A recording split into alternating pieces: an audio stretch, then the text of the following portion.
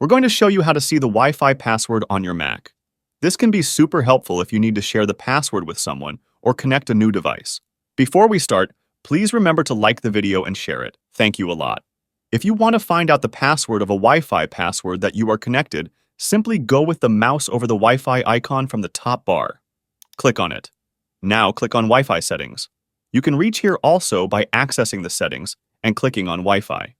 You will see the info about the Wi-Fi you are connected. On the Wi-Fi known list, you will see an icon with 3 dots. Click on that.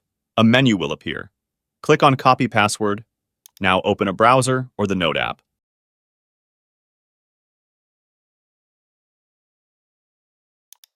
Right-click on an input or the address bar.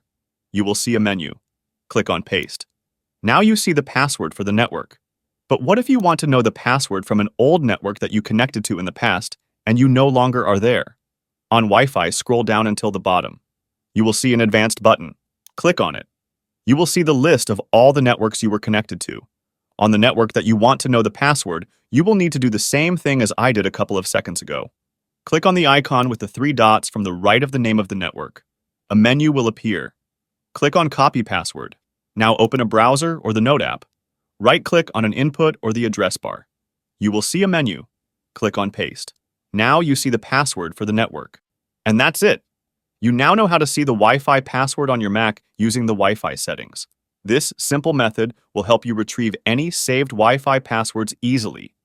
If you found this video helpful, please consider leaving a like and subscribe to my channel for more tech tips and tricks. As always, if you have any questions or requests for future videos, drop them in the comments below. Thanks for watching, and I'll catch you in the next one.